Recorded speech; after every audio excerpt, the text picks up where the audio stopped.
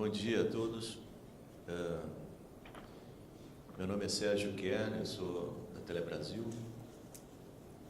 Tenho o prazer de recebê-los aqui para essa reunião que vai tratar do Plano Nacional de Internet das Coisas.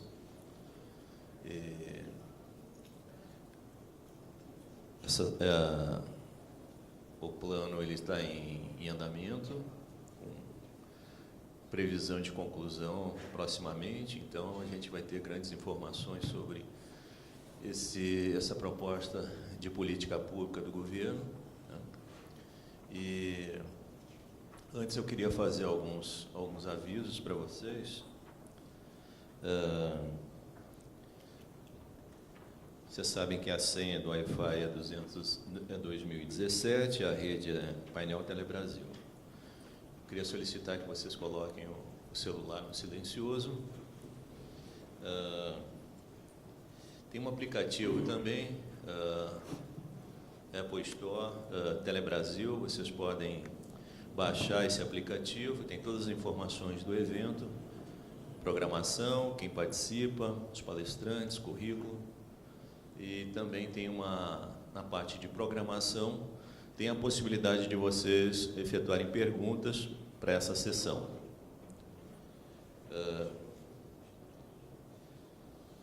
Hoje, no final do evento, do dia de hoje, haverá um jantar que estão convidados a participarem.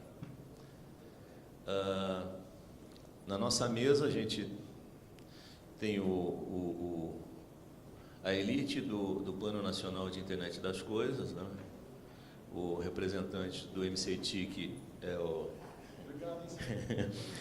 Thales Marçal, tá? Ele é coordenador geral de Ciência e Tecnologia do MCTIC, tá? O Ricardo Rivera, que é gerente de departamento de indústrias de TICs do BNDES, o Paulo Fernandes, que é o sócio sênior da McKinsey, que participa do consórcio de desenvolvimento do Plano Nacional, e o Francisco Soares, que é diretor sênior da Qualcomm. Eu gostaria de pedir que a gente vai começar com a palestra do Francisco Soares, depois deve entrar o pessoal da área das políticas públicas, o Thales, o Paulo e o Rivera, tá bom? Boa assistência para vocês, muito obrigado novamente. O Francisco, pode iniciar, por favor.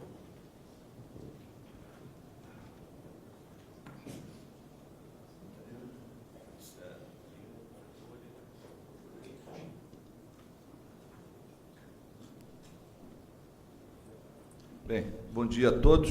Queria cumprimentar os colegas da mesa, agradecer a introdução do Sérgio aí, como é que ele chamou? Temos a elite do Plano Nacional. Acho que estamos um pouco longe disso ainda.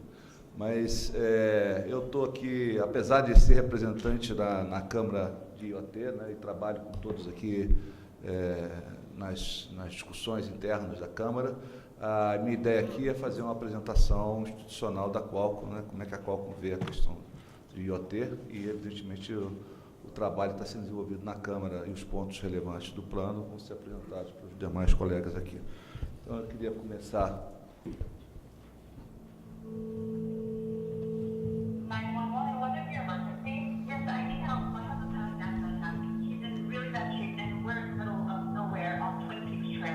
Dispense medication and generate flight plan. Okay, ma'am, I've confirmed we have help on the way and I'm contacting flight control.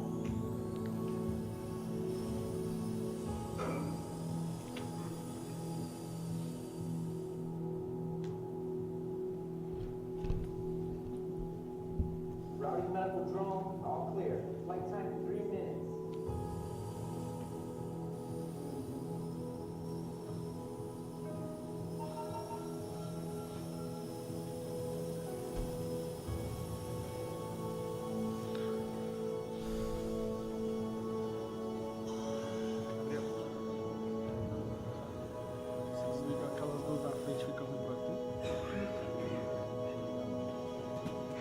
Vai ficar ruim?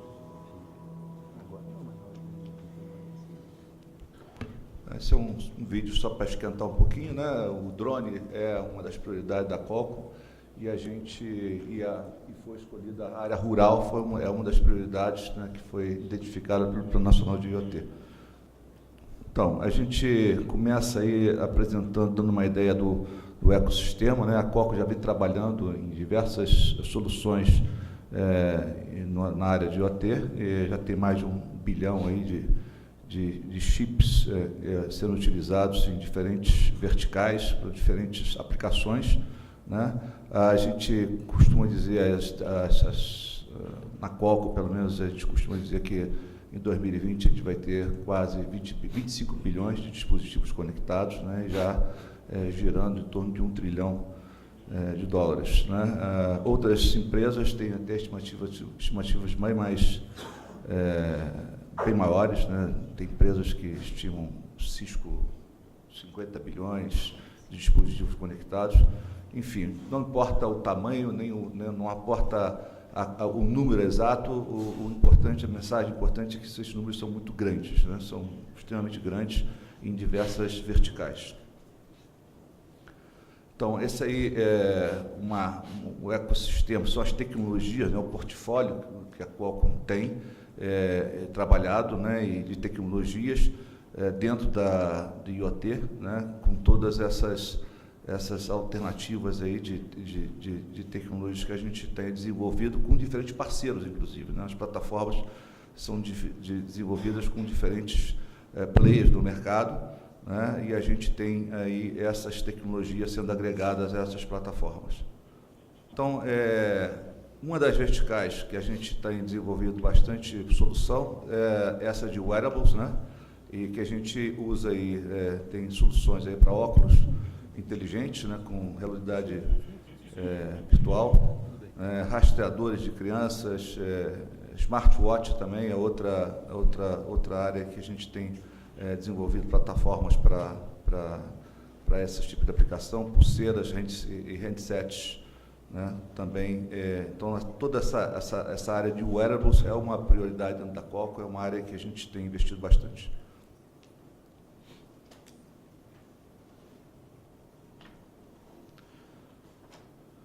Então, a realidade virtual, é a possibilidade de você conseguir identificar, né, algumas, através da realidade virtual, você conseguir identificar, ter uma visão, né, de algo que você não estava naquele momento, naquele local, mas você consegue entrar por dentro dessa solução, dessa possibilidade aí de trabalhar em alguma coisa que não está no ambiente, mas que você consegue reproduzir e trabalhar em cima dela. Também na área de casas inteligentes, né, também é uma vertical que a Qualcomm também tem investido bastante, de automação residencial, né, bastante com conectividade. A casa dentro do usuário hoje, ela praticamente é um sistema móvel, é um sistema sem fio, é um sistema onde todos os seus dispositivos são conectados e são controlados através do seu smartphone, né, desde uma lâmpada, os seus eletrodomésticos, a sua televisão, enfim, toda a quantidade de dispositivos que estão disponíveis dentro da casa sendo controlados dentro de um ambiente totalmente wireless, né? Então, é uma vertical também que a Qualcomm considera extremamente relevante e importante e tem investido bastante, né? Cidades inteligentes, né? A gente tem visto várias soluções aí que estão sendo desenvolvidas, né? Tem edifício inteligente, controle de iluminação, controle de ar-condicionado, né?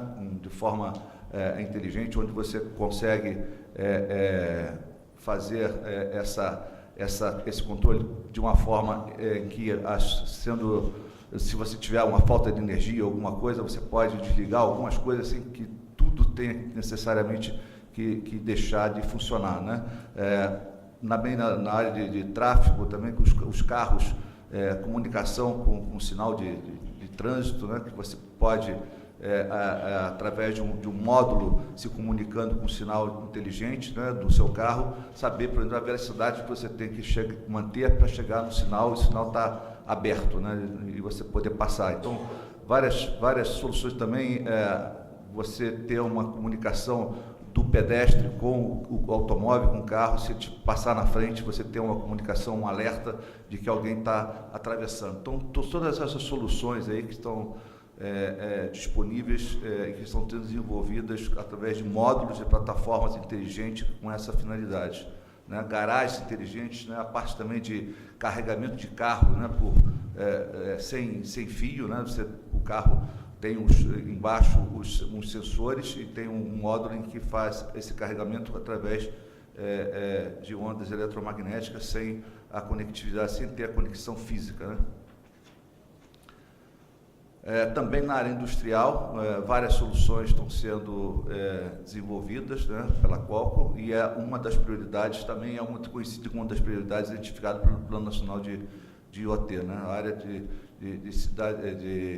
internet 4.0, né, a manufatura avançada, também é outra vertical em que nós temos grandes soluções para isso. Né. Essa aí é um slide que mostra aí que a conectividade, né, nós entendemos que a conectividade móvel vai ser a base do LTE, da IoT, né, nessa parte do LTE, a gente tem soluções de LTE para faixas não licenciadas, para faixas licenciadas e também para sistemas em que usa o LAA, por exemplo, que se usa a faixa licenciada ancorada na faixa não licenciada, né? Então, cada uma dessas capacidades de LTE vão ser importantes na medida das soluções que vão ser empregadas em IoT, né? Variando aí de categoria 1, CAT-M, Narrowband IoT, depende da aplicação, a gente tem desenvolvendo nos nossos chips que são otimizados para essas soluções. O 5G New Radio, né, é a primeira plataforma, o primeiro chip que a Qualcomm desenvolveu é o XR50, né, que está já para ser lançado, já foi desenvolvido e deve ser lançado comercialmente aí lá para 2019, né? Então, já usando ondas milimétricas, né, na faixa de 26 GB, na faixa de 28 GB, na faixa de 39 GB, né? E vai ser a base para esse novo ecossistema de IoT, né? Desde wearables até conectividade, até carro autônomo, né? Então, com drones e diversas soluções que vão ser suportadas por a tecnologia 5G, que tem característica importante que é a baixa latência, né? Que são os 3 tripés da 5G, a capacidade, a baixa latência e o suporte a IoT, né? E a baixa latência é importantíssima, principalmente para soluções de segurança, né? Segurança, parte de carro autônomo, por exemplo, também para a área de saúde, né? Extremamente importante que as tecnologias sejam compatíveis e que tenham baixa latência e que tenham confiabilidade, principalmente isso que se espera com 5G, né? A Qualcomm tem trabalhado, espera avançar nas políticas efetivas de gerenciamento de espectro, né? Eu acho que alguma coisa tem que ser mudado ou tem que ser intensificado, né? Disponibilidade de mais espectro é algo que a gente vem sempre perseguindo para suportar essas soluções, né? Agora, antes a gente trabalhava até 6 GHz, agora já para a próxima conferência com frequências mais altas nas faixas de ondas milimétricas, faixas bem acima das faixas que a gente tem atualmente, né? Então já começa a se discutir na conferência estudos de compatibilidade que estão sendo feitos com sistemas existentes nas faixas de 26 GB, a faixa de 28 GB e a faixa de 39 GB, principalmente, que são as que nós deveremos estar disponibilizando já a tecnologia, o chip para esse tipo de aplicação, né? Então, neutralidade tecnológica é outro entendimento, entretanto, com que sejam tecnologias atuais, né? Ter uma neutralidade tecnológica é interessante, mas tem que ter uma tecnologia que otimize o uso do espectro, ou seja, que você consiga usar o teu espectro de uma forma que você consiga aumentar a capacidade, mas tendo um uso menos possível de quantidade de espectro, para que você possa dar oportunidade para todas as coisas que estão vindo aí. Padronização voluntária liberados pela indústria, né? Esforços para padronizações voluntárias também é algo que a gente entende que vai ser muito importante. E o diálogo com o setor público e privado, criação de parcerias público e privadas para a intensificação das soluções de IoT. Investimento de IoT e simplificação da planta, da infraestrutura sem fio, né? Eu acho que todo o espectro que está sendo já existente hoje, principalmente agora, inclusive com os espectros não licenciados, que vai se tornar ter uma importância fundamental dentro dessa nova era, né? Então, várias aplicações e várias novas faixas, inclusive faixas não licenciadas, né, em 60 GB, faixas de 5 GHz amplificadas, né, para sistemas não licenciados, que vão ser super importantes nesse ecossistema de IoT. Então, também são ações de que a gente precisa avançar tendo o objetivo a implementação dos sistemas de IoT. Praticamente, essa era a visão que eu gostaria de dar para vocês. Estou à disposição para qualquer pergunta depois. Obrigado.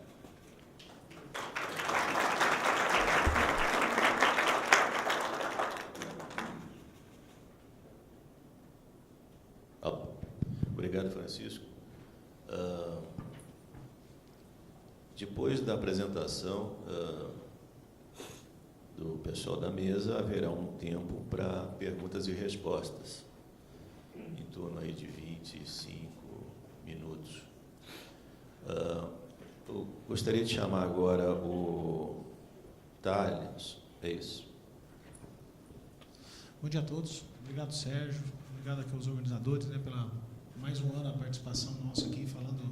Ano passado a gente ainda estava num processo de escolha ainda do estudo, né? E quando a gente participou do painel Telebrasil, o BNDES ainda estava com todo um processo de escolha. O Rivera depois pode entrar melhor nessa situação. E hoje a gente já tem muita coisa em concreto, né? Com expectativa logo de entregar uma coisa legal, né? Mostrando aqui toda a internet das coisas, né? A gente vai fazer a apresentação do coisa toda sincronizada e interoperável entre eu, Rivera e o Paulo, né? E no início a gente só vai fazer uma apresentaçãozinha. Então, meu nome é Thales Marçal, né? Eu trabalho na Secretaria de Política de Informática e desde 2014 a gente lidera lá as discussões na Câmara de IoT, né? E no final do ano passado a gente teve a grata ajuda, né, a gente já esperava da contratação do consórcio, né, que é formado pela McKinsey, pelo CPQD e pela Pereira Neto Advogados, né, junto com toda a equipe de TICs lá do BNDES, para ajudar a gente a construir aí um projeto aí de curto e longo prazo para o desenvolvimento de IoT no Brasil, né. Vou passar aqui a fala já para o Riva e no final a gente entra aí na parte mais estruturante. Bom dia a todos, Ricardo Rivera, coordenador do estudo pelo BNDES. Só uma mensagem inicial, acho que para alinhamento aqui da apresentação que vai ser feito, acho que esse plano, esse estudo, na verdade, ele metaforicamente, ele é a fundação de um prédio. A gente optou por um caminho mais desafiador, né? Existe um ditado africano que diz que se você quiser ir longe, você vai sozinho, né? Se você quiser ir rápido, você vai sozinho, né? Se você quiser ir longe, você vai em grupo, né? Então a gente a base da construção desse estudo tá nesse princípio, né? Então a gente optou por construir desafios, objetivos estratégicos, metas, um conjunto de propostas de iniciativa junto com o consórcio, para que um plano de 5 anos ele consiga florescer da maneira com maior impacto nas áreas onde a gente entende que pode ter um maior impacto para o Brasil.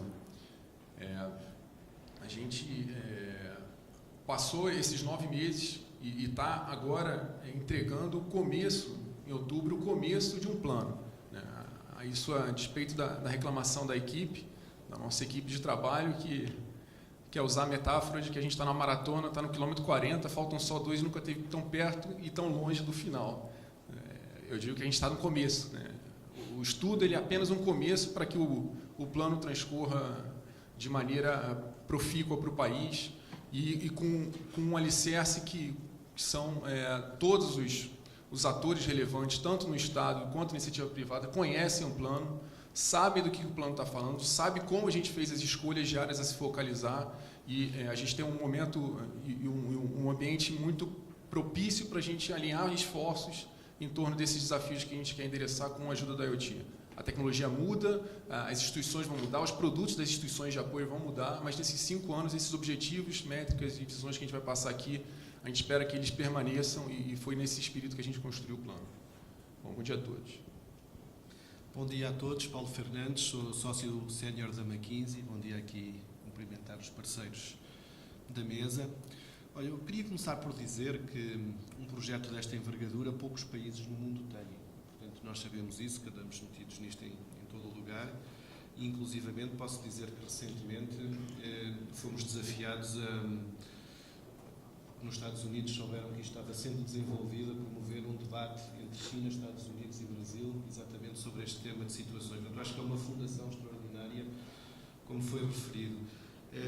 Nós somos o consórcio técnico, portanto eu vou falar basicamente sobre os temas técnicos. Eu acho que muito bem, antes de mim, o Alcon já deu um overview das possibilidades e de como as grandes empresas do mundo estão investindo com seriedade na internet das coisas.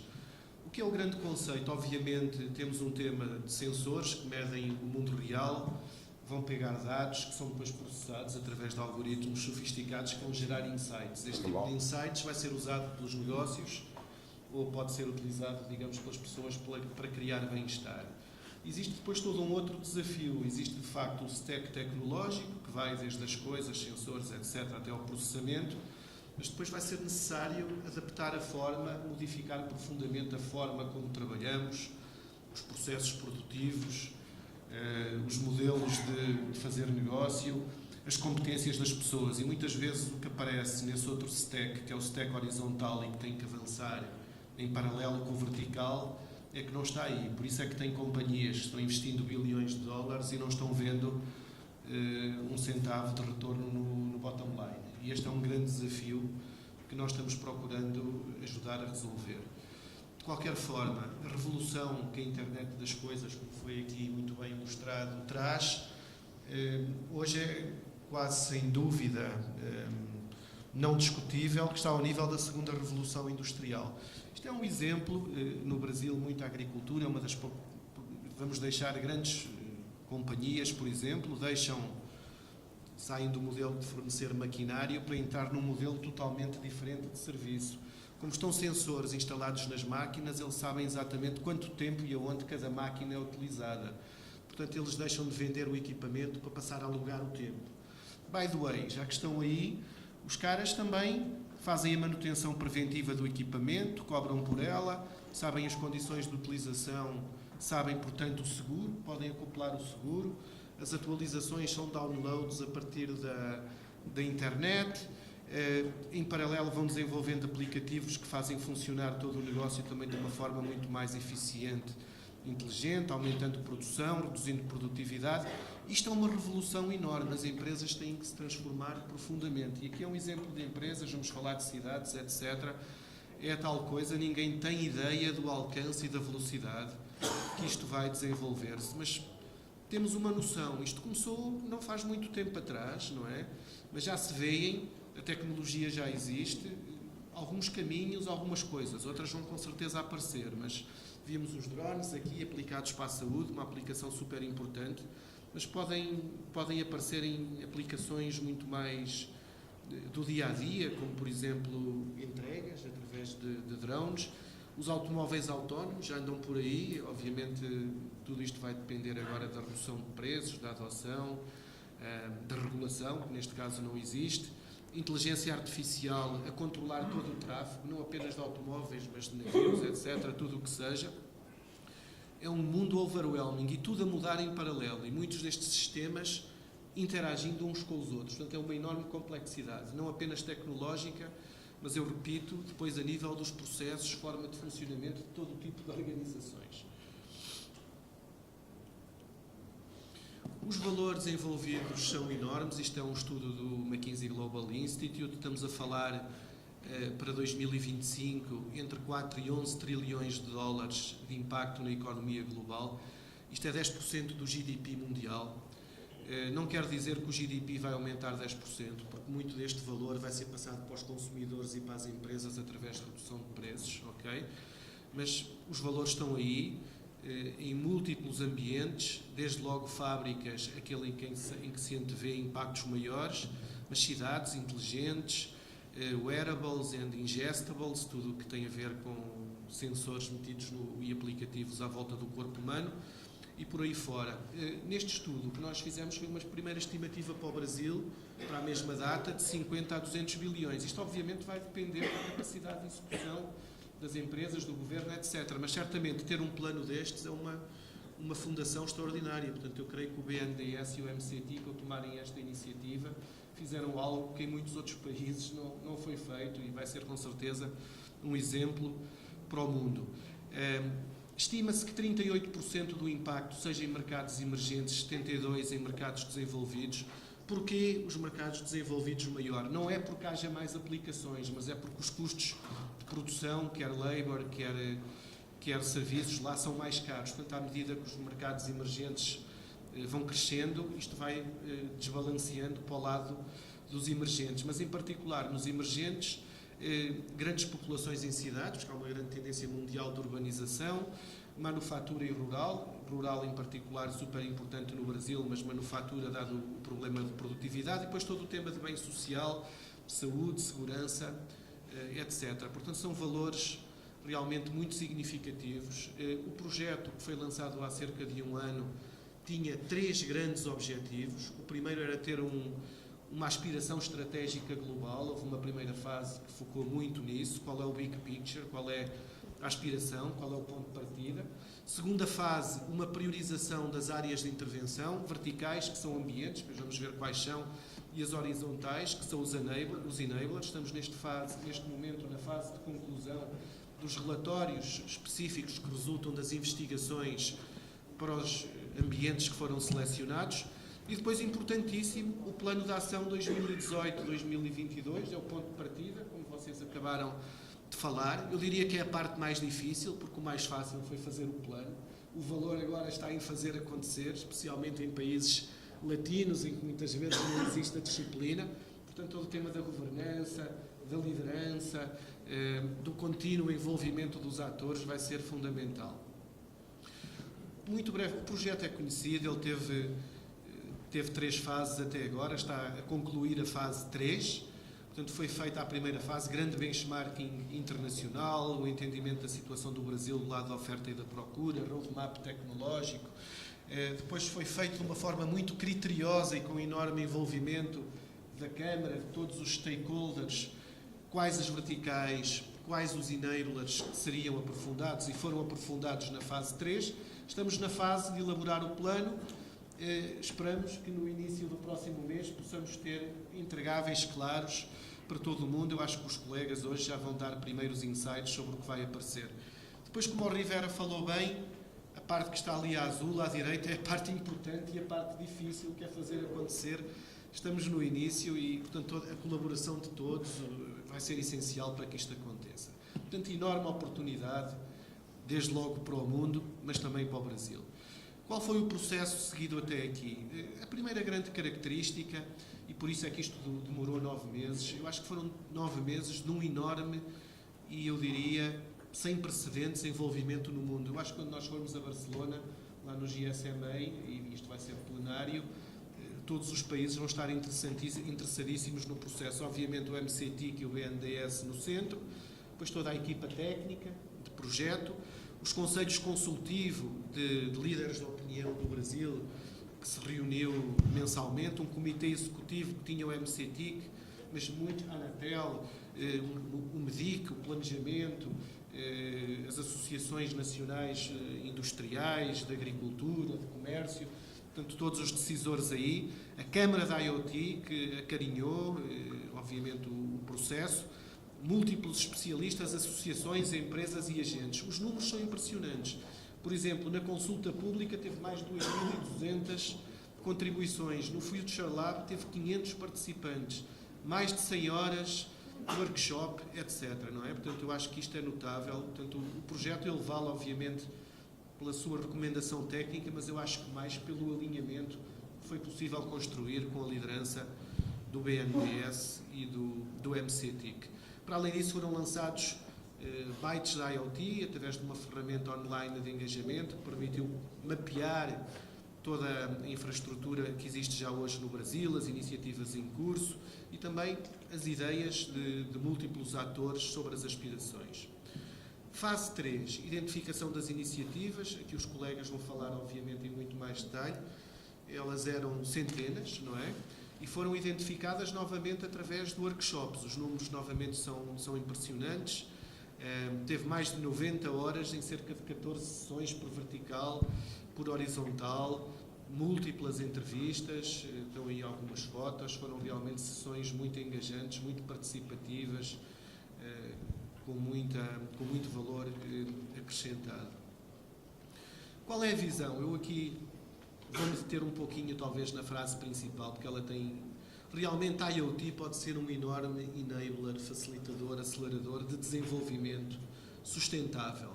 A 3 níveis: competitividade da economia, estamos a falar de crescimento, de modelos de negócio inovadores, estamos a falar de valor acrescentado versus commodity, ok?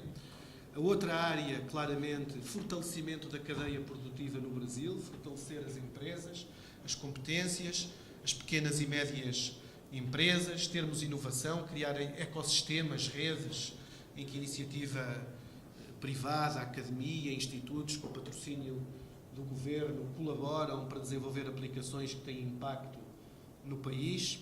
E depois todo o bem para a sociedade de uma forma geral, desde logo serviços nas cidades, que aumentem a qualidade de vida, que combatam desperdício e também capacitação das pessoas. Isto é um enorme desafio, obviamente, quando vêm as máquinas, elas tendem a substituir as pessoas e, portanto, lugares, como nós sabemos, de menor valor agregado, estão absolutamente condenados. É irreversível. Portanto, como é que todos os países vão lidar com este desafio? Exatamente migrando para este mundo digital de valor agregado, de controlo e de interação com este tipo de máquinas. Mas é uma aspiração muito nobre, que depois se desenvolve em cascata e nos 4 ambientes que foram selecionados, que já são conhecidos por todos, as cidades, a saúde, como uma enorme área de impacto, de aumento de qualidade de vida no acesso e na prevenção e também nos custos. O rural, como uma área em que o Brasil já é muito avançado, mas em que aspira a ser ainda mais líder no panorama mundial, obviamente nas exportações propriamente ditas de produtos agrícolas, mas agora também na exportação de tecnologia, não é? Que permita... E finalmente a indústria. E a indústria, per se, é um campo também muito amplo. Estamos a falar de fábricas, mas também estamos a falar de locais de trabalho, plataformas de petróleo, minas, construção, tudo temas que são super importantes em mercados emergentes como o Brasil. Portanto, em suma, queremos que tivemos aqui um processo muito robusto, mas, como foi dito, é um início. Eu acho que o mais fácil, apesar de estar com muita qualidade e alinhado, ainda está por fazer, e é este o grande desafio que, obviamente, o país tem, não é? Mas que eu, com muito otimismo, vejo pela liderança, pela visão dos envolvidos, pode ser levado para a frente com muito sucesso. Portanto, vou passar aqui a palavra. Obrigado, Paulo. Bom, vamos seguindo. Eu vou passar um pouco, detalhando um pouco mais, aprofundando o que o Paulo passou em termos de metodologia, como é que a gente vai entregar esse plano, né? E é um pouco da mensagem dos alicerces que a gente está construindo, né? Essas 3 camadas de cima para baixo, a visão para o ambiente, objetivo estratégico e objetivo específico, a gente construiu essas 3 camadas, a gente está terminando de construir até o final desse mês, essas 3 camadas de tal forma que elas não mudem nesses 5 anos, né? Nosso desejo é nortear as ações que são as iniciativas que estão na camada de baixo, que vão ser alteradas ao longo do tempo, vão ser incluídas novas iniciativas, a gente vai ter um processo de depuração, de aprofundamento, de alinhamento com os atores que vão tocar essas iniciativas daqui para frente, o Thales vai falar isso na apresentação dele, mas as camadas de cima a gente entende que esse é o grande valor que o estudo vai entregar, por ter construído essas camadas em conjunto com os atores que vão tocar essas iniciativas e os atores importantes para fazer esse processo de escolha para o país. Tá? Então, nas duas primeiras camadas, a gente está dizendo o que, o que a gente quer resolver. Aí é uma questão de olhar o impacto que a IoT traz, tá? Não olhar para a tecnologia em si, nem para a questão da oferta, mas que tipo de problema de país a IoT deve buscar resolver, que tipo de problema de país o IoT ele está num intervalo de 5 anos maduro para resolver e para apoiar mudanças e transformações nos processos nas áreas de saúde, rural e etc. E na parte de baixo são as horizontais, né? São os objetivos específicos, o que a gente consegue, nos 4 elementos que o Paulo já citou e o Thales vai entrar em detalhes, capital humano, inovação, regulatório, etc., como é que a gente faz essa mudança acontecer para atingir aqueles objetivos estratégicos de cima. Eu vou passar nos 4 exemplos das 4 verticais para que a gente consiga materializar melhor essa visão de como está estruturado o plano. Tá? Aqui, o slide que o Paulo já passou, a mensagem central é que a escolha dos ambientes, a gente está pulando aqui uma etapa na apresentação, mas a gente já trouxe em outros momentos, a escolha desses 4 ambientes obedeceu a essa visão de aspiração maior construída, né? Entregar competitividade, fortalecimento de cadeia nacional e melhoria da qualidade de vida. Então, por critérios quantitativos e qualitativos, chegamos às 4 verticais priorizadas. Materializando um pouco mais, no ambiente de cidades, por meio dessa construção coletiva, a gente identificou que existem 2 caminhos para se fortalecer essa agenda de cidade, né? Um é focar em 3 áreas de aplicação, onde o potencial de IoT são revelados mais fortes, tanto pela metodologia da McKinsey, quanto por um olhar para o quadro brasileiro.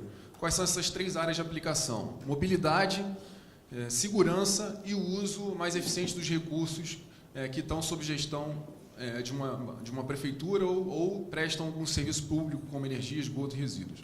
Essas 3 áreas de aplicação são áreas onde se concentra o maior valor gerado para a IoT nesses próximos 5 anos. Para além disso, quem trabalha com cidades inteligentes sabe que existe um grande desafio de desenvolver a demanda, né? de preparar prefeitos, preparar territórios, preparar ambientes, preparar regiões metropolitanas para que elas consigam adotar soluções de IoT de maneira previsível, sustentável politicamente, sustentável economicamente, com um nível de engajamento que se traduza em benefício para o cidadão em última instância. Então, um outro eixo muito importante que o plano vai trabalhar é o eixo de como é que a gente consegue ajudar prefeituras, regiões metropolitanas e áreas a se tornarem mais inteligentes. Tá? E aí um tipo de iniciativa, por exemplo, que já existem algumas, né, mas a nossa ideia é construir uma espécie de um conjunto de cartilhas que sejam atualizáveis e que, em um processo de rede, eles consigam ir incorporando conhecimento ao longo do tempo com participação dos atores importantes. Tá?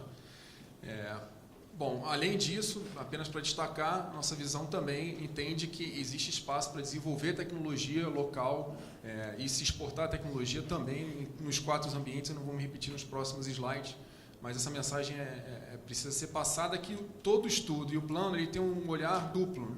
Um olhar do impacto na sociedade do IoT e um olhar de geração de valor local que obedece às aspirações lá colocadas. Para a área de saúde, o detalhamento indicou que, claro, o objetivo maior, qualquer ação de saúde, de impacto, é melhorar o acesso no país e o acesso com qualidade à saúde. Agora, como é que a IoT consegue realmente contribuir para essa visão? E 3 pilares aqui foram identificados como os mais propensos a gente focar a energia agora no curto prazo que eu digo são os 5 anos, né? O tratamento de doenças crônicas, o acompanhamento de doenças crônicas, diabetes, etc., gera uma pressão grande sobre as unidades de atendimento à saúde, e os wearables e outras tecnologias são vocacionados para a gente ajudar tanto a reduzir a pressão no sistema de saúde, como principalmente ajudar a prevenir e controlar doenças crônicas. A promoção e a prevenção na área de doenças, tanto dentro das unidades hospitalares, infecções hospitalares poderiam muito ser evitadas. Os números no Brasil, eu não sou especialista da área, mas são grandes, são terríveis em termos de hospital, o quanto que dá para avançar em termos de controle de infecção hospitalar no país, como também fora do ambiente do hospital, controle de epidemias, de Zika, dengue, etc. A gente sabe que com sensores e com uso de IoT a gente consegue acelerar o controle de epidemias e a prevenção de epidemias. Igualmente, terceiro eixo, que são as eficiências hospitalares, que todos aqui conhecem, tanto no sistema privado quanto no público de saúde, há grandes espaços aí para reduzir custos, isso é um imperativo na área de saúde, a IoT pode entregar esse benefício. Tá? E aí um exemplo ilustrativo de ação, de projeto piloto que a gente pretende apoiar, seriam os projetos de hospitais 4.0. Na área de rural, revelou-se um grande desejo latente e potencial de que o país pode se posicionar como um exportador mundial de soluções de agricultura, de IoT para agricultura tropical. Tá? Isso em todos os atores que participaram, tanto fazendeiros, usuários, quanto fornecedores de tecnologia, quanto academia, Embrapa, etc., todos entenderam que existe um espaço de geração de valor aqui que pode transbordar para o mundo. Tá? E aí, para quem já viu algumas aplicações na área de rural, a partir do momento que você ilumina com conectividade o campo, naturalmente, pelas dimensões continentais que temos, os ganhos de eficiência, tanto em uso de maquinário, quanto em uso dos recursos, insumos críticos e caros, como fertilizantes, etc., eles têm ganhos muito rápidos. Né? O ambiente de rural foi um ambiente que foi escolhido como um ambiente onde a gente consegue extrair os maiores ganhos no menor espaço de tempo. Para além das questões de sustentabilidade socioambiental, quer dizer, o controle da agricultura permite benefícios econômicos, sociais e ambientais claramente no ambiente rural. Tá? E aí um outro exemplo de testbed que a gente pretende estimular são os testbeds de fazenda tropical, entendendo que cada grupo de cultura tem sua especificidade. Né? Quando a gente fala da cana-de-açúcar, ela tem um conjunto de especificidades, tanto de conectividades, quando comparada, por exemplo, com o plantio de eucalipto, né, onde o sinal se propaga com maior dificuldade. Então, a gente tem que olhar cada caso e buscar aprender e acumular conhecimento e gerar inovação com essa experiência. Por fim, indústria, o último ambiente priorizado. Todos acompanham a dificuldade que o setor industrial do país passa. É um imperativo a gente aumentar a produtividade do setor industrial, em todas as esferas, né? Quem fala de manufatura 4.0 sabe que o Brasil tem manufatura 1.0, 2.0 e 3.0 para chegar até essa visão em muitos ambientes. Então, a gente vai buscar uma visão em que a gente entregue processos fabris mais eficientes, claro, a IoT ele consegue reduzir o custo dos processos fabris, melhorar a eficiência desses processos, mas também mais flexíveis, né? Numa visão de customização em massa da produção, né? Que a gente consegue trazer a indústria brasileira para prover esse tipo de benefício. Também como melhorar o valor do produto entregue, produto e serviço, né, com manutenção preditiva, etc., como já foi citado aqui pelo Paulo. Né. E, por fim, também a integração da cadeia produtiva é uma área que a gente acha que tem bastante espaço para evoluir dentro do ambiente fabril. Bom, rapidamente foram esses. Um exemplo de ação é se pensar ações em massa para pequenas e médias empresas, onde a gente consiga entregar kits ou um conjunto de treinamentos básicos para que se implemente IoT com micro e pequena empresa em projetos que já estão acontecendo. Isso aqui a gente não tirou do nada, existem projetos que já estão sendo desenvolvidos, já em estágios já avançados, que podem se enquadrar nesse contexto. Vou passar a palavra para o Thales. Só complementando essa parte das que a gente chama de ambientes priorizados, Riva, acho que é importante a gente colocar para vocês que isso foi construído não pelo MCTIC, pelo BNDES. Né? E a gente sabe que muitas das ações, né, de saúde, indústria, agricultura e cidades inteligentes, elas estão fora, tem parte dentro do Ministério da Ciência e Tecnologia, mas tem os seus ministérios de competência própria. Então, é importante dizer que todas essas essas definições de objetivos e de onde a gente vai tratar, foi tratado exatamente com os ministérios específicos durante esse período do aprofundamento do ambiente de trabalho, né? A gente não pode chegar no Ministério da Saúde e indicar lá, não é de bom grado, né? A gente chegar lá e falar, faça isso, né? A gente nem tem esse poder sobre eles. Então, isso tudo foi construído com eles, tá? Deixa eu dar andamento aqui no plano de ação. Isso aqui é onde vai, é para lá. A gente definiu objetivos específicos nas horizontais também, não só nos ambientes, mas também nas áreas de atuação, né? O primeiro escolhido aí, é óbvio, né, é o capital humano, né? A gente precisa formar as pessoas para trabalhar com a internet das coisas. A gente entende da mudança que tem da estrutura educacional necessária para o futuro, né? A gente sabe que isso vem evoluindo naturalmente, mas para esse mundo do IoT que vem chegando tão rápido, né, a preocupação com a perda de vagas de emprego, tudo mais, é nossa também. Então a gente tem que preparar aí todo mundo para essa mudança e a gente tem tratado disso dentro do plano, né? Além disso, a gente tem a preocupação também, como objetivo específico, da inovação, né? A gente ter esse conhecimento dentro da nossa aspiração. A gente tem lá a vontade de adensar a cadeia produtiva, então a gente tem o interesse em maximizar os investimentos de inovação em IoT, né? E que a gente tenha essa janela, aproveite dessa janela de oportunidade para não só ficar no mercado interno, né? Mas também que a gente inserir aí soluções de internet das coisas em todo o planeta, né? Além disso, a gente tentou tem o objetivo específico centrado no painel, né? Aqui eu estou falando para o público dessa área, né? Que é a gente evoluir e incentivar, né? Agir de alguma forma. Já existem políticas públicas tocadas pela Secretaria de Telecomunicações, né? A parte de regulação feita pela Anatel, para ver se a gente desenvolve, né, e amplia aí as redes de comunicação, pois a gente sabe que são muitos dispositivos que estarão conectados e necessitarão dessa infraestrutura. E, por fim, a questão regulatória, né, que também toca no setor de telecomunicações, né, mas também tem essa preocupação grande aí da segurança e privacidade, né, que envolve o IoT. Então, a gente também tem questões tratando desse tema. Como que as iniciativas, aí em todo esse trabalho a gente identificou em todos os workshops várias iniciativas necessárias para o desenvolvimento da internet das coisas. E nós fizemos uma classificação, né, entre ações estruturantes, medidas que deveriam ser tomadas e questões habilitadoras.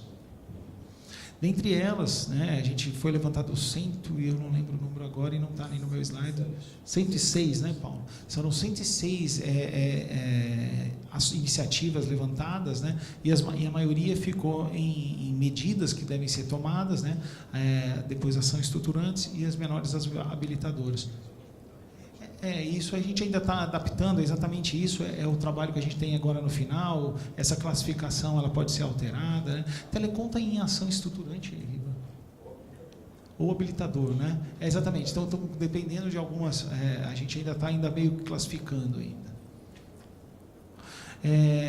A gente propôs colocar essas iniciativas debaixo também de alguns quadros, né? E os projetos mobilizadores que a gente entendeu é a questão do ecossistema de inovação, né? Eu vou detalhar ele daqui a pouquinho, né? A gente criar um observatório de internet das coisas para o país, né? E a gente ter ações que englobam IoT nas cidades.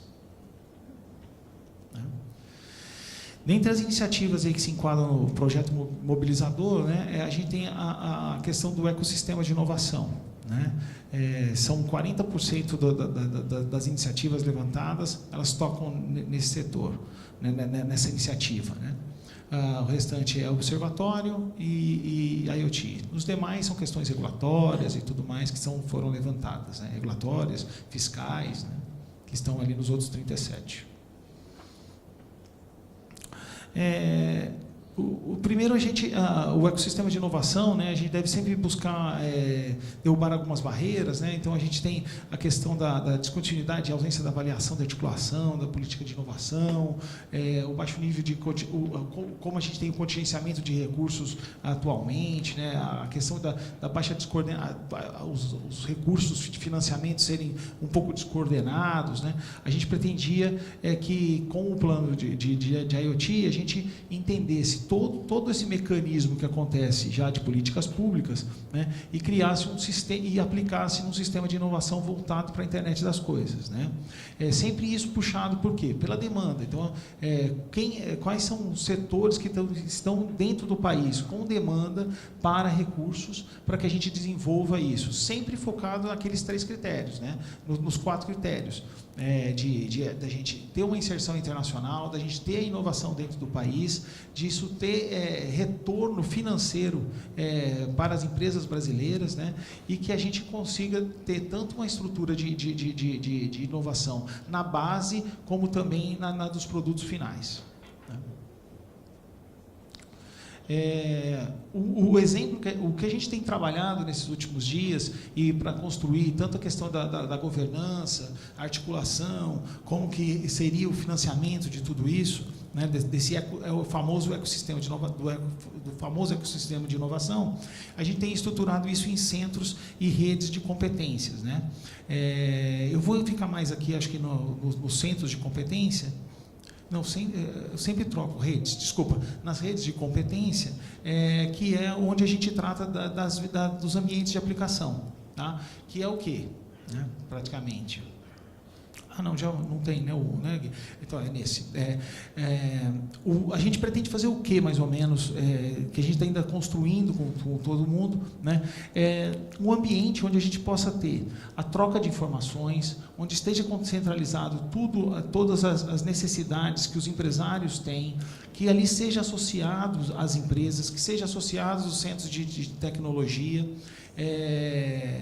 Ali tem os investidores anjos, as aceleradoras, as incubadoras, para cada um desses ambientes. Quem esteja trabalhando com isso, seja associado nesse local e que esse local seja um centro onde as informações, onde tudo acontece na inovação para aquele determinado setor.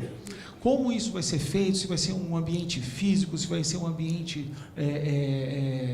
virtual, a gente ainda precisa decidir e ver com a iniciativa privada, né, como que a gente constrói isso. Segura de Brasília. Então, a gente ainda está nesse processo de discussão, né, com a iniciativa privada e também dentro do governo, como a gente estrutura melhor essa rede de inovação, né? O segundo é o observatório, né? A gente precisa ter, a gente já construiu um início desse observatório, o Paulo mostrou lá o Byte de IoT, onde a gente levantou algumas empresas que já ofertam internet das coisas no país, né? Em cada setor, em cada ambiente de aplicação, em cada também horizontal lá, área tecnológica, né? Da base da estrutura tecnológica, e a partir desse início desse observatório, acompanhar durante esses 5 anos a evolução no IoT dentro do país. Isso para mim é fundamental, porque a gente só parte de melhorar esse projeto durante os 5 anos, rever ele anualmente, em cima exatamente das informações que a gente capturar nesse observatório, né? Então, é uma das medidas fundamentais aí para o acompanhamento da evolução da internet das coisas dentro do país. E, por fim, a cartilha, né, que a gente tem tratado para cidades inteligentes, né, como que a gente determina qual é a vontade, quais as cidades pilotos que a gente pode tratar em IoT, qual a cidade que está com a vontade política e a necessidade, né, prioritária de botar tecnologia, melhorar alguma questão, né, para que essa cidade seja uma multiplicadora de informação. Então, para isso, a gente entende que é importante questões técnicas sejam tratadas de maneira que botem os prefeitos, entre aspas, na mesma página, né? Todo mundo sabendo o que é necessário para se implementar a internet das coisas na sua cidade. E como o nível, né, dos prefeitos eles variam muito, é super importante que a gente coloque isso, as questões técnicas bem disponíveis para eles. Isso é uma iniciativa levantada pelo workshop feito com cidades inteligentes, né? Acho que era basicamente isso. A gente deixa aqui também o link, né, onde está todos os produtos já entregues pelo nosso trabalho, né, pelo consórcio e pelo banco e pelo MCTIC.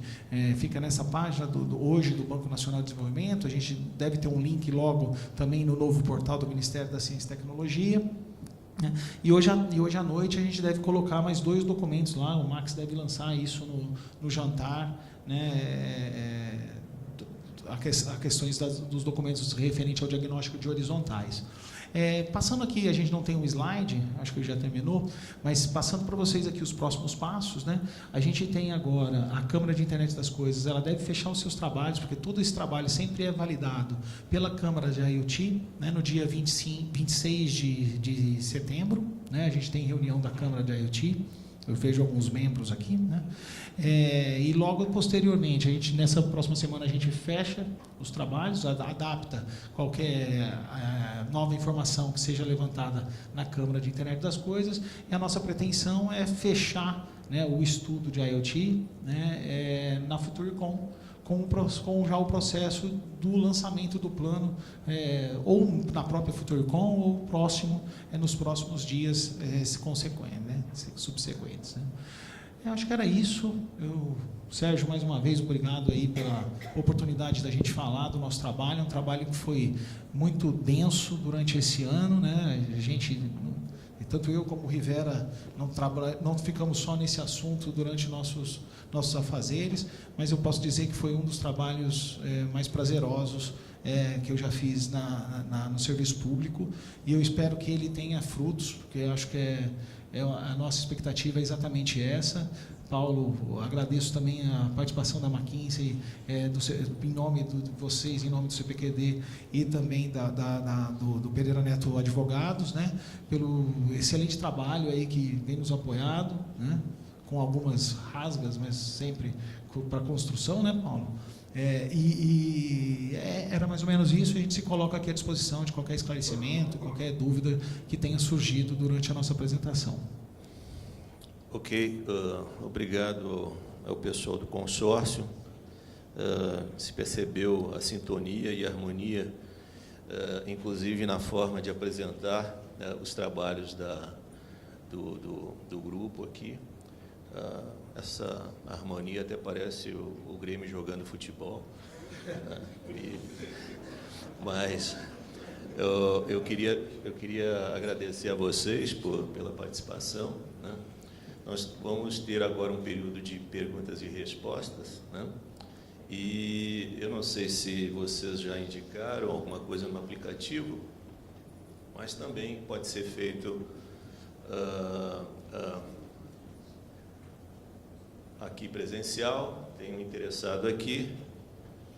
Eu ia perguntar a primeira coisa, qual é a data da publicação do plano, tá certo? Você indicou que basicamente do estudo ou do plano? Essa é uma dúvida, e também se tem essa data já definida. Sérgio, como a gente disse, a gente está num processo de ajuste fino final do estudo. A Câmara de Internet das Coisas, ela deve fazer talvez algumas alterações ou pedidos de melhoria do trabalho, né? A gente espera a gente sempre teve uma participação muito boa, e é ela que fecha toda que dá validação ao documento, né? Você sabe disso, você é um dos membros de lá, e a gente tem sempre essa expectativa, né? O lançamento o fechamento do estudo está previsto para a FutureCon. Tá? Agora, como a gente vai fazer? E aí, praticamente, o plano de internet das coisas é baseado no estudo. Né? A gente, exatamente, contra o BNDES, quando chamou o termo, o Ministério da Ciência e Tecnologia, para assinar o termo de cooperação técnico, a minha conversa com o Rivera era sempre, olha, eu não quero ter o Rivera falava, eu não quero ter um estudo apenas para botar na prateleira lá do BNDES. Né? E isso é importante que o MCTIC, que já tinha a Câmara de Internet das Coisas rodando, estivesse junto comigo, né, para que a gente fizesse o plano de ação. Então, o plano de ação vai ser definido ali no estudo, né, e aí a gente passa a... como se o plano, entre aspas, tivesse lançado. Aí é algum documento, ou a gente vai fazer um decreto presidencial, algo nesse sentido, que é muito menos, entre aspas, né, muito menos... técnico, mas muito mais político de lançamento do plano de internet das coisas, enquanto a técnica, as ações propostas, que a gente vai tentar conseguir fazer isso durante esse prazo de 5 anos, ele já está bem baseado no estudo do MIT. Sérgio, deixa eu só complementar, acho que ajuda a materializar. O consórcio ele está entregando um conjunto organizado de 106 iniciativas. Não é de se imaginar que a gente vai implementar 106 iniciativas nesse momento. Então, a partir da entrega do estudo, que vai ser no começo de outubro agora, existe um momento de depuração e priorização dessas ações, de negociação com quem vai tocar essas ações, quer dizer, as ações não são tocadas pelo BNDES, pelo MCTIC, que dá o pessoal da Anatel, que é super importante em temas na agenda regulatória para a IoT. Isso tudo ainda tem um processo de... A Anatel está acompanhando, usando a Anatel como exemplo, né, faz parte do nosso comitê executivo, mas o detalhamento fino do que vai ser feito, a negociação dentro da Anatel, esse é um processo que vai acontecer pós a entrega técnica do estudo, para a gente conseguir realmente começar a materializar o que fica no primeiro ano, o que fica no segundo, e assim por diante, onde é que a gente realmente vai canalizar aí cirurgicamente os esforços. Ok, obrigado. Por favor, aqui na frente. Bom, Thiago Machado, da Ericsson. Primeiro de tudo, queria parabenizar a mesa, os representantes aqui da Câmara pelo brilhante estudo, pela apresentação. Acho que é uma iniciativa fantástica do governo, em parceria com o consórcio. E dirigir a pergunta ao Thales, como representante aqui do MCTIC e do governo. Thales, como você... acho que esse estudo mostra um panorama fantástico, presente e futuro, das possibilidades de IoT no Brasil e do impacto positivo que isso pode ter, do impacto transformador que isso pode ter na sociedade. Mas, ao mesmo tempo, temos uma série de desafios no mercado de telecomunicações e nos outros mercados que nos cercam, nas verticais. Mas como você antevê que esse estudo pode preparar e pode conduzir ações transformadoras para que nós ultrapassemos essas barreiras? A gente pode falar de fundos, a gente pode falar de altas taxas, impostos, necessidade de mais espectro, como o Chico levantou, tantos desafios que nós sabemos e discutimos tanto. Como você antevê que essas ações que passam por outras agências, que passam por outros ministérios, podem começar a partir desse plano? E como você tem visto a cooperação com esses outros órgãos do governo e o engajamento desses outros órgãos nessa fase inicial e os planos para o futuro? Tiago, obrigado. É uma pergunta super legal de te dizer, né? Foi muito complementar, né, naquilo que eu tinha dito exatamente do trabalho feito nas verticais, né? Vamos lá, nós temos temas árduos, mas eu acho que árduos, difíceis no momento atual, mas que eles são tocados no plano de IoT, né? Então, questões como Fistel, FUST, são tratados no plano de IoT, certo? A gente sabe da dificuldade disso, né? Talvez da implementação no curto prazo, mas o estudo técnico, ele não deveria nunca se isentar de colocar as questões práticas do que ele está acontecendo. Então, a gente vai levantar as questões tributárias também no plano de internet das coisas, ok? Qual o tempo que a gente vai conseguir implementar isso e qual a articulação a gente está construindo durante todo esse processo, tá? Isso falando de telecomunicações, certo? Já nas verticais, está super interessante isso, porque a gente teve um engajamento, inclusive, da Casa Civil, né? A Casa Civil, nessa semana mesmo, na semana passada, eu tive uma reunião com o pessoal do nosso estudo, que trata de saúde, e com o Ministério da Saúde. E quando a gente apresentou todo o nosso trabalho para a saúde, a recepção foi espetacular. Então, já levantaram ações que estão acontecendo no Ministério, tipo, me contaram que o SUS, qualquer posto do SUS hoje, a pessoa já pode colocar a marca-passo e ser controlada a bateria do marca-passo pelo aplicativo, entendeu? São ações que já acontecem ali no Ministério da Saúde que a gente não conhece. E coisas que a gente pode englobar ali com ele, aplicar recursos de inovação do Ministério de Ciência e Tecnologia lá dentro. Então, essa interação com os demais órgãos do governo é uma das coisas mais interessantes e legais que tem acontecido aí nesse ano com o estudo. E a receptividade é muito grande. Eu não pude comparecer ao workshop de agricultura, né? E o Ministério da Agricultura estava lá, a Embrapa estava lá, e assim, disse que ninguém queria sair para o almoço. Foram 2 dias de workshop e ninguém queria sair para o almoço, porque estava todo mundo tão interessado, engajado em ações que já estavam acontecendo ali dentro, que caberiam dentro do plano da IoT, que ninguém queria parar. Então, essa interação com os outros órgãos tem sido muito boa, muito boa. E nem vou falar o Ministério da Indústria e Comércio, que já é nosso parceiro ad eterno, o Ministério da Ciência e Tecnologia com eles, né? E faltou o Ministério das Cidades, né? Que também é um pouco encabeçado pela Agência Brasileira de Desenvolvimento da Indústria, a BDI, né? A gente tem a frente parlamentar liderada pelo deputado Vitor Lippe dentro do Congresso Nacional, a gente tem a frente de prefeitos, a frente brasileira de prefeitos, agora me fugiu o nome da Gomide, que me perdoe, né? Da instituição de prefeitos também junto com a gente. Então, a gente construiu uma base muito grande e que a gente espera agora, como disse o Rivera, que essa base se permaneça, seja contínua aí nos próximos 5 anos, engajando todos eles. Eu acredito muito nisso na amarra, sabe? A gente está amarrado um ministério com outro, qualquer alteração, entre aspas, não, política, né? A gente está bem amarrado e o negócio segue reto. Se me permite, só queria aqui fazer 2 ou 3 comentários, acho que está perfeito o ponto. Tiago, eu queria destacar a dimensão do plano, não é? Estamos a falar de um plano Brasil, toca não sei quantas indústrias, todos os habilitadores, muitos deles dependem não do MCTIC ou do BNDES, mas de múltiplos atores, portanto tem que haver aqui uma enorme capacidade de liderança e de governança. Agora, eu acho que ter um plano como este é essencial e é um modelo, não é? Agora, essa liderança, essa governança, essa capacidade de execução é o que vai fazer a diferença para aqui num projeto que realmente é desafiador em si. Os pontos são todos elencados, obviamente o tema do financiamento, dos apoios, tudo foi super levantado.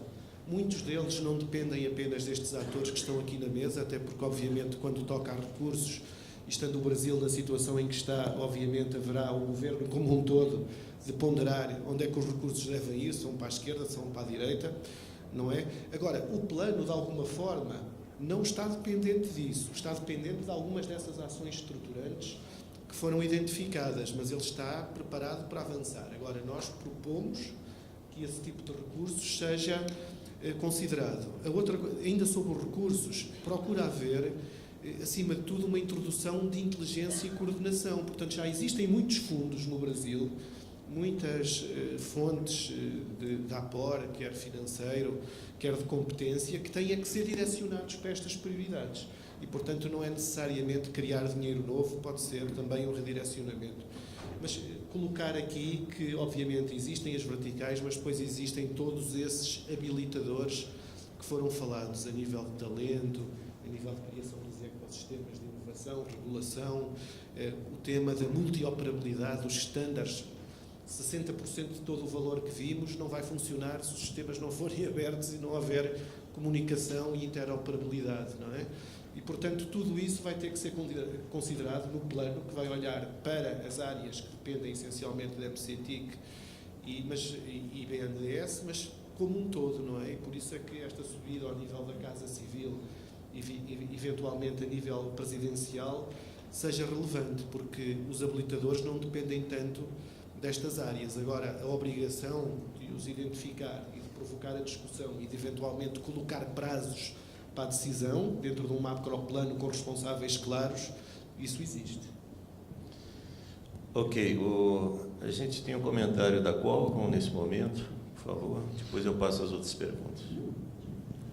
Então, na realidade, eu queria pegar o gancho aí da apresentação aí do governo, né, em relação às áreas prioritárias que foram identificadas, né, e dizer que a Qualcomm tem 2 projetos aqui no Brasil, né, um em parceria com a Embrapa, em São Carlos, na área de drones, né, onde a gente está usando a plataforma Snapdragon Flight nossa e otimizando para aplicações na agricultura de precisão.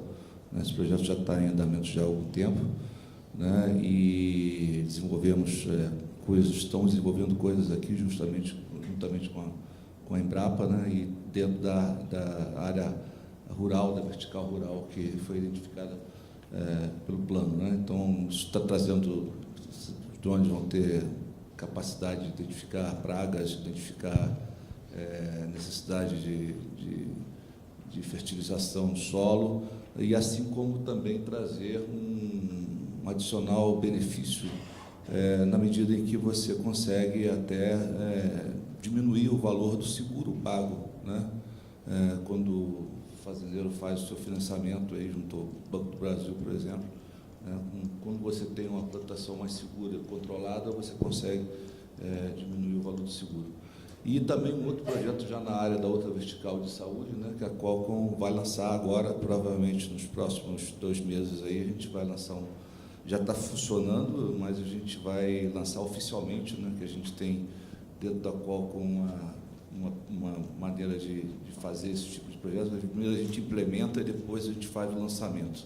Não faz o lançamento antes de implementar, né? A gente implementa quando já está sendo em funcionamento, a gente faz um lançamento oficial, mas é uma área de saúde e daquilo que foi comentado aqui de doenças crônicas, né, com controle de doenças crônicas, não vou dizer o local ainda, mas a gente vai anunciar proximamente, né, 200 pacientes sendo controlados através de uso de tecnologia e 200 em comparação com os 200 outros pacientes com doença crônica sem o controle da tecnologia e fazer essa comparação, né? Então, a gente vai lançar esse projeto provavelmente no início de novembro, e vocês vão ter conhecimento. A gente vai começar a convidar as pessoas, inclusive, para participar do evento de lançamento. Então, são 2 projetos que a Qualcomm tem aqui no Brasil, nas áreas verticais, prioridades, que foram dadas prioridades aqui pelo plano de vocês. Ok, o Rivera quer complementar? Só um comentário rápido, bem prático, Tiago, em relação à sua pergunta. O plano de IoT, a gente separou de maneira propositada os habilitadores. Os habilitadores são mudanças estruturais que precisam acontecer para alavancar o IoT, o plano de IoT. Mas que o plano sobrevive sem essa mudança estrutural. Mas que a gente precisa indicar claramente para a estrutura de governança que cuida desses assuntos, quando a gente está falando de conectividade, por exemplo, Fistel, FUSH, etc., claramente está falando do Plano Nacional de Conectividade. Já tem uma estrutura de governança montada para isso. A gente está com uma interlocução forte para apontar esses problemas e de que maneira a gente consegue avançar. E a estrutura de governança do plano em si vai ter a tarefa e a incumbência de pressionar e ajudar a construir um plano nacional de conectividade melhor e com maior impacto. Sérgio, desculpa, eu vou ter que... Mas vocês, desse jeito, não vão permitir que faça... É que é importante complementar o negócio. Isso é bem importante. Sabe o que acontece? Dentro da CEPIM hoje, dentro do Ministério da Ciência e Tecnologia, tem o plano de conectividade, tem a estratégia digital brasileira e tem o plano da IoT. Aí isso gera uma confusão desgramada, né? Mas, na verdade, a estratégia digital é muito maior. O plano da IoT ele entra ali como uma caixinha. E todas as ações, né, que estão sendo tratadas no IoT, que toca na estratégia digital, a gente está super alinhado com eles.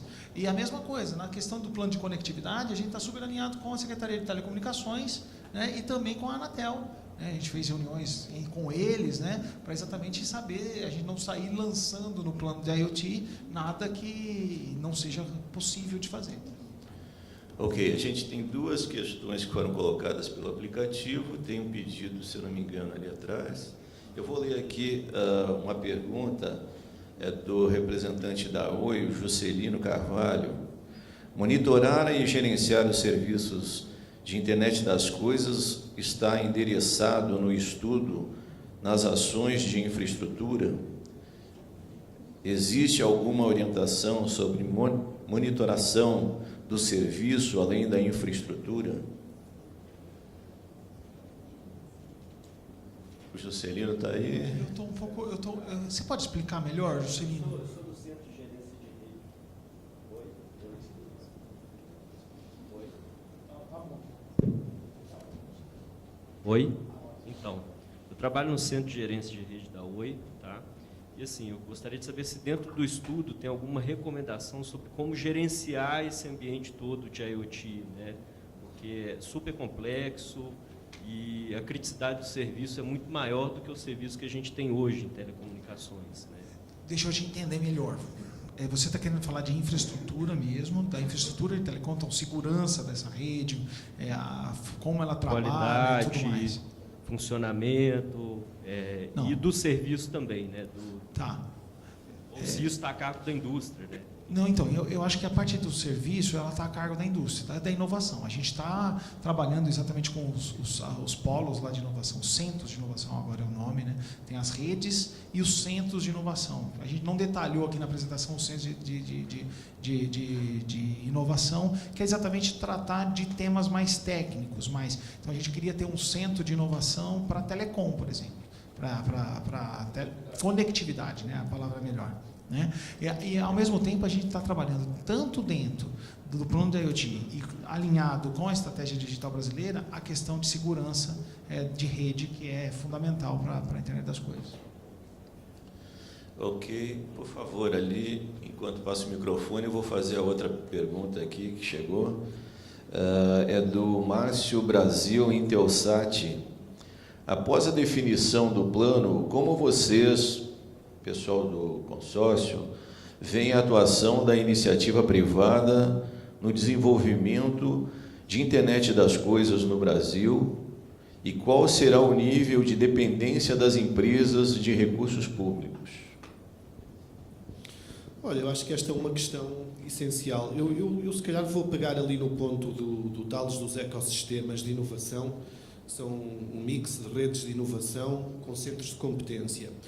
Que é que este por si é um conceito muito inovador, não tem muito no mundo não, e está muito inspirado em modelos, tem alguns modelos nos Estados Unidos, como por exemplo o tema de manufatura digital em Chicago, ou em Singapura com a remanufatura, e são basicamente redes, são fóruns locais em que se juntam empresas, quer empresas estabelecidas que estão a desenvolver tecnologia, quer startups, empresas que utilizam, empresas que fornecem.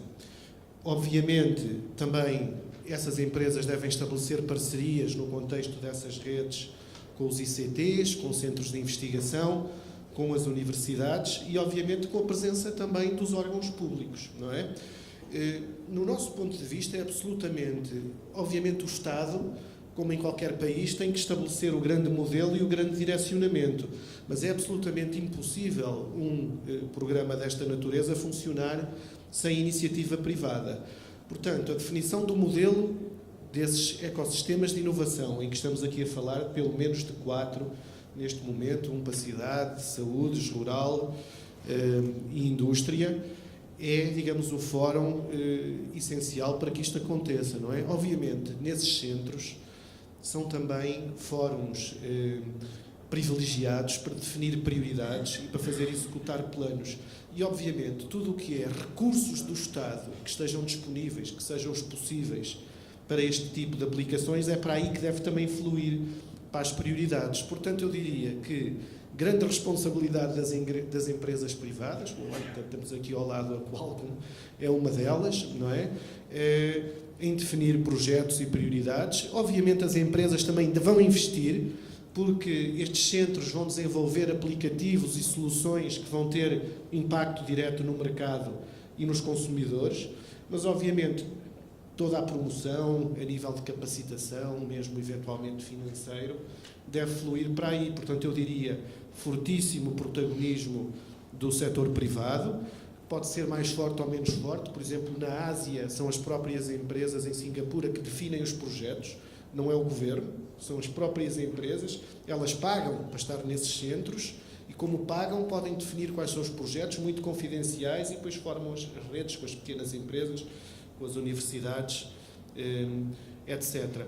Portanto, olha, o plano é muito inovador porque prevê estes mecanismos. O que vai ter que ser feito é agora desenhar em detalhe e montar estes centros, porque não é fácil montar estes centros, eu digo, em ambientes culturais não anglo-saxónicos. Eu penso que é um grande desafio, mas que está aqui, tem que ter ainda muito problem solving metido disso. Mas respondendo à sua questão, sim, iniciativa privada essencial no contexto destes ecossistemas que estão a ser definidos e para onde os recursos escassos do Estado vão ter que ser dirigidos em linha com estas prioridades estratégicas que estão aqui definidas. Deixa eu só aproveitar a pergunta para conectar com o que é o plano, né? A gente apresentou quais são os objetivos estratégicos do plano, né? Por exemplo, pega a área de saúde, um dos objetivos estratégicos é o monitoramento de doenças crônicas, tá? Esse já é um grande guarda-chuva para a gente poder pensar em como a gente ativa esse modelo de rede na área de saúde, né? Então, a partir desse grande guarda-chuva, que é o monitoramento de doenças crônicas, por um processo em conjunto com a iniciativa privada, a gente vai definir quais são os projetos específicos, quais são os testbeds específicos que vão ser utilizados para ter três elementos, né? Um é a experimentação de modelos de negócios, tecnologias em cima desses objetivos específicos. 2 é que essas redes sejam locos para definição e discussão de aspectos técnicos, interoperabilidade, segurança, aplicados àquele ambiente de saúde, né? Questões de Anvisa, etc. E a terceira função dessas redes, do jeito que a gente está concebendo, é uma função de dinamização, ou seja, de fazer seminário, workshop, hackathon, todas voltadas para o tema IoT em saúde, no exemplo, né? E a gente está concebendo uma estrutura de governança, de funding e de atores ali para tocarem inicialmente essa iniciativa. É claro que a gente, como a ideia é muito inovadora, a gente tem a clareza de que no primeiro momento a participação do Estado vai ser maior em termos de financiamento dessas redes. Com o tempo, a visão é de redução contínua da participação do Estado, conforme essas redes vão mostrando resultados e elas sejam ativadas, a gente vai reduzindo a participação do Estado e concentrando o Estado onde ele precisa se atuar de maneira mais efetiva. No outro lado estão os centros de competência, que são tecnologias habilitadoras, vamos dizer assim. Conectividade foi um exemplo citado. Inteligência artificial é um outro exemplo que pode ser pensado. São tecnologias que se aplicam a qualquer ambiente, né? A nossa ideia é de ter alguns centros no país fortalecidos em classe mundial, em áreas que a gente ainda tem que definir em conjunto. E aí esses centros, sim, certamente eles dependem de muito mais recurso público, né, por serem do que as redes de inovação que a gente imagina que com o tempo a iniciativa privada vai tomando assento e financiando a área de aplicação, onde a tecnologia está mais madura, a questão de aplicação de modelos de negócio. Na área de centros de competência, a gente imagina que o papel do Estado, como é no mundo inteiro, Estados Unidos, Europa, etc., vai ser um pouco mais permanente. A gente tem que ter uma sabedoria de escolher e um processo de governança muito claro dessas escolhas que são feitas e dos recursos públicos que são colocados. Ok, obrigado. Por favor, a moça que esperou tanto. Olá, Cláudia, do Estado de São Paulo. Eu queria fazer uma pergunta para vocês. Primeiro, entender um pouco qual a diferença dessa pesquisa que vocês estão apresentando, desse estudo, para o que vai ser, de fato, o plano de IoT. Eu queria entender assim, o que ele vai ter além desse estudo, desse mapeamento que vocês fizeram, e se a gente já vai ter definidos ali prazos e recursos disponíveis para essas ações. E um segundo ponto, eu queria entender como que vocês estão dialogando com outras áreas, como, por exemplo, políticas para startups, né? A gente tem uma série de dificuldades hoje para startups no Brasil, e aí eu queria entender se vocês estão articulando essa política para incentivar as startups a criarem essas soluções. Vamos lá. A primeira... Eu já perdi. Me lembra a primeira. Você fez 3, né? Estudo e plano. É lógico que o plano vai se basear muito no que tem o estudo. Mas, como a gente disse, o plano é para 5 anos. A gente está tratando com o Ministério da Saúde, como eu disse, em ações na semana passada. E aí a gente vai identificar várias ações ali dentro, talvez das áreas específicas, que vão compor esse plano de internet das coisas durante todo o seu decorrer. Então, ele é um plano de largada, com alguma estrutura baseada, com toda a estrutura baseada no estudo que a gente fez com parceria com o BNDES. Então, a gente gente se lembra sempre, quando a gente fala disso, do Plano Nacional de Banda Larga, que era um plano com vários objetivos, metas, né, e tudo mais, e que tudo foi acontecendo e as ações foram acontecendo no seu tempo, né? O último agora a gente pode dizer que é o lançamento do satélite. Então, é mais ou menos a ideia do plano de IoT é esse, partir do estudo. O que ele diferencia um do outro? O estudo é a base técnica e a primeira identificação dos objetivos e das ações que baseiam o início do plano de internet das coisas. Durante todos esses 5 anos, a gente vai revendo, vai mudando e alterando. A outra... Mas no lançamento do plano já vai estar provisionado recurso e prazo para essas ações acontecerem? Não, Vou comentar aqui rapidamente, tentando alguns elementos de diferenciação do estudo e o plano. O estudo ele vai indicar um conjunto de iniciativas, são 100 iniciativas. Caberá ao plano dizer qual é o foco que eu vou dar, qual é a priorização que eu vou dar. O estudo vai dizer as variáveis que devem monitorar se aquele objetivo estratégico está sendo ou não alcançado. O plano vai dizer qual é a meta. Ele vai ter que se negociar à luz dos recursos que vão ser depositados, qual é a meta que a gente vai alcançar para aquelas variáveis. Né? E assim por diante. Né? O estudo ele dá um aspecto técnico de como implementar e o plano ele vai dar um aspecto político, orçamentário e a capacidade de implementação que vai se ter para esse plano nos próximos 5 anos. Tá? Então, por isso que a gente não quer precisar o lançamento do plano, eu estou me arriscando aqui falando um pouco em nome do Ministério, porque é um processo de negociação que tem que, num contexto de escassez orçamentária. Né? Então, o plano vai ter que ser muito inteligente para que a gente consiga viver o primeiro ano com iniciativas inteligentes e que com pouco recurso orçamentário, né? Mas que ele ajuda a florescer os anos seguintes. E já tem muita coisa boa acontecendo. Né? Quer dizer, só do Estado ajudar a organizar, construir essas redes de inovação em conjunto, fortalecer a parceria com a iniciativa privada, eu acho que isso, com pouco recurso a gente consegue dinamizar o plano nesse primeiro ano, que vai ser fundamental para o sucesso dos seguintes. Né? A gente fala internamente, não adianta nada ter um plano de 5 anos se o primeiro ano não fica de pé. Então esse é o desafio da gente nesse cenário de restrição orçamentária, colocar um plano de pé que seja execuível, monitorável, né, e consiga dar os passos seguintes. Tinha mais uma. A segunda pergunta é sobre a articulação com políticas para startups, para estimular a inovação. Dentro da rede, lembra como eu disse que a gente gostaria que as redes de inovação fossem exatamente o ecossistema, os centros, de inovação, e as redes de inovação fossem os centros de todas as iniciativas. Hoje as iniciativas de startup elas são um pouco desconexas. Tem um lançamento lá do MDIC, do Ministério da Ciência e Tecnologia, tem o Startup Brasil, tem um da BDI, e hoje a gente gostaria que todas essas ações de startups elas estivessem sendo disponibilizadas dentro desse ambiente, desse ecossistema que a gente quer formar a partir dos centros e das redes de inovação. Só um comentário a mais. Quando fala de startup, por exemplo, quando a gente faz a diferenciação entre redes e centros, as startups das redes, do ambiente de rede, são muito a aplicação de IoT naquele ambiente. Então, vai ter startup de agro para IoT para agro. Né? Por outro lado, nos centros, são startups de base tecnológica mais densa. Então, é um outro tipo de startup. Então, a gente está pensando essa rede de suporte à inovação nesses dois contextos. Um é muito mais intensivo em acúmulo de competência e conhecimento, que é dos centros, e outro é muito mais intensivo em experimentação e uso de tecnologia nos ambientes selecionados. Tá? Então, a política vai ter que ser concebida dessas duas formas, casada com uma política de internacionalização também. Né? Como é que a gente leva as startups para elas se escalarem para o mundo nesses dois tipos de aplicação? A gente desculpa, só rapidinho, Paulo. A gente tirou um slide que a gente sempre coloca nas apresentações, que é também mostrar a articulação entre os centros e as redes de competência, né? Porque toda essa base tecnológica que vem dos centros de competência, né, eles vão alimentar todas as redes. Então, finalizando a sua pergunta, projetos de fomento a startups, eles estarão dentro dos centros de inovação conforme o interesse dos projetos de startups, quanto também das empresas que têm interesse. Só um muito breve aporo, e Cláudia, ainda sobre a pergunta do plano. Aqui o estudo técnico, ele começou por cerca de 300 iniciativas que foram identificadas naqueles workshops especializados, os tais 14 workshops com muitas horas.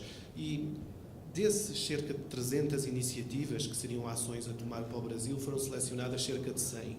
Elas já foram selecionadas com critério, ou seja, qual o impacto que poderiam ter, quer económico, quer social, no Brasil. Qual a capacidade de execução, ou seja, a dificuldade. Ou seja, nós procuramos também selecionar um pouco em função daquilo que o próprio BNDES e a MCTIC poderiam fazer. Agora, é uma recomendação técnica, para cada iniciativa existe um plano de trabalho, mas muito importante, existem responsabilidades claras e existe uma visão dos benefícios, retorno-benefício.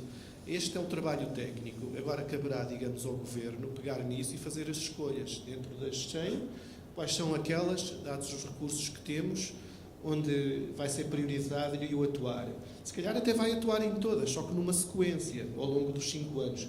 E, portanto, é esta, digamos, a grande decisão que passa, no fundo, pelo Governo, pela decisão política, acima de tudo. Mas há uma preparação de base que é super valiosa e muito criteriosa. Pessoal, obrigado. Infelizmente, o nosso tempo já passou. Eu peço para que, se tem alguma pergunta, possa ser feita via o aplicativo. A gente vai providenciar a resposta junto aos palestrantes e ficamos à disposição.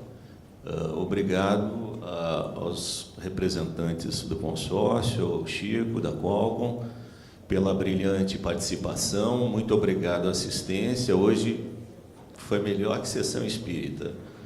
Tá? Bom negócio aqui. Teve gente em pé. Muito obrigado a vocês. Tchau.